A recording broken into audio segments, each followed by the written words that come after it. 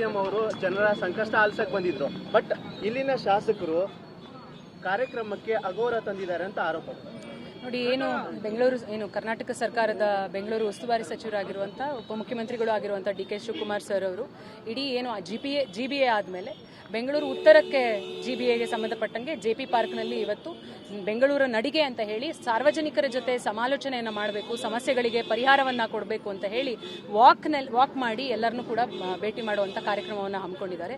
ಈ ಕಾರ್ಯಕ್ರಮದ ಮಾಹಿತಿಯನ್ನು 2 ದಿನಗಳಿಂದಲೂ ಕೂಡ ಪೇಪರ್ನಲ್ಲಿ, ಟಿವಿಲಿ ಎಲ್ಲ ಕಡೆನೂ ಕೂಡ ಅಡ್ವರ್ಟೈಸ್ಮೆಂಟ್ ಕೊಟ್ಟಿದ್ದಾರೆ. ಹಾಗೆ ಸರ್ಕಾರದ ವತಿಯಿಂದ ನಡೆಸ್ತಾ ಇರೋ ಕಾರ್ಯಕ್ರಮಕ್ಕೆ ಆಸ್ ಪರ್ ಪ್ರೋಟೋಕಾಲ್ ಯಾರ್ಯಾರನ್ನ ಆಹ್ವಾನಿಸಬೇಕು ಅವರೆಲ್ಲರನ್ನೂ ಕೂಡ ಆಹ್ವಾನಿಸಿದ್ದಾರೆ.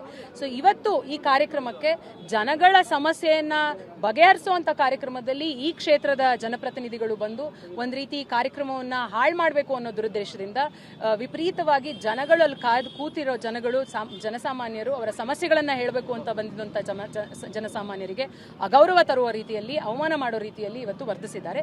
ಇದು ಬಹಳ ಖಂಡನೀಯ. ನೀವು ಹೇಳ್ತೀರಾ ಆಹ್ವಾನ ಕೊಟ್ಟಿದ್ರು ಅಂತ, ಬಟ್ ವೇದಿಕೆ ಕಾರ್ಯಕ್ರಮಕ್ಕೆ ಬಂದಾಗ ನನಗೆ ಕರೆದಿಲ್ಲ ಅಂತ ಅವರು ಆರೋಪ ಮಾಡಿದ್ರು. ಅಲ್ಲ ಆಸ್ ಪರ್ ಪ್ರೋಟೋಕಾಲ್ ಅವ್ರಿಗೆ ಆಹ್ವಾನ ಹೋಗಿರುತ್ತೆ. ಪ್ರಜಾಪ್ರಭುತ್ವದಲ್ಲಿ ಶಾಸಕರಿಗೆ ಕೊಡಬೇಕಾಗದಂತ ಗೌರವವನ್ನ ಯಾರು ಕೊಡ್ಲೇಬೇಕಾಗತ್ತೆ. ಅದನ್ನ ಯಾರು ಕೂಡ ಅಲ್ಲಗಳಿಗೆ ಸಾಧ್ಯ ಇಲ್ಲ. ಇವತ್ತು ಆಹ್ವಾನ ಬಂದಿದ್ರು, ದುರುದ್ದೇಶದಿಂದ ಇಲ್ಲಿ ನಾನು ಕರೆದಿಲ್ಲ ಅಂತ ಹೇಳಿ ಒಂದು ಗಲಾಟೆಯನ್ನ ಮಾಡಬೇಕು, ಒಂದು ರೀತಿ ಎಲ್ರಿಗೂ ಅವಮಾನವನ್ನ ಮಾಡಬೇಕು ಅಂತ ಹೇಳಿ ಬಂದು ಆರೋಪವನ್ನು ಅವ್ರು ಹೇಳ್ತಾರೆ, ಸುಳ್ಳು ಹೇಳ್ತಿರ್ತಾರೆ. ಅವ್ರಿಗೆ ಅದೇ ಅಭ್ಯಾಸ ಆಗಿದೆ. ಸೊ ಅದನ್ನ ಅವ್ರು ಮಾಡ್ತಿದ್ದಾರೆ ಅಂತ ನನ್ನ ಅಲ್ಲ, ನೀವು ನನಗೆ ಆಶ್ಚರ್ಯ ಆಗುತ್ತೆ. ಅವ್ರು ಬೇರೆಯವ್ರ ಮೇಲೆ ದೌರ್ಜನ್ಯ ಮಾಡೋದನ್ನ ಇಡೀ ರಾಜರಾಜೇಶ್ವರಿ ವಿಧಾನಸಭಾ ಕ್ಷೇತ್ರದಲ್ಲಿ, ಇಡೀ ಕರ್ನಾಟಕ ರಾಜ್ಯದಲ್ಲಿ ಜನತೆಗೆ ಗೊತ್ತಿದೆ. ಅವ್ರ ಮೇಲೆ ಯಾರು ಕೂಡ ದೌರ್ಜನ್ಯ ಮಾಡುವಷ್ಟು ದೊಡ್ಡವ್ರು ಯಾರೂ ಇಲ್ಲ. ಅವರು ಬೇರೆಯವ್ರ ಮೇಲೆ ನಾವು ಕೂಡ ನೋಡಿದೀವಿ, ಮಾಹಿತಿಯನ್ನು ನೋಡಿದೀವಿ, ಮಾಧ್ಯಮಗಳಲ್ಲಿ ನೋಡಿದೀವಿ, FSL ರಿಪೋರ್ಟ್ಗಳಲ್ಲಿ ಸಾಬೀತಾಗಿದೆ.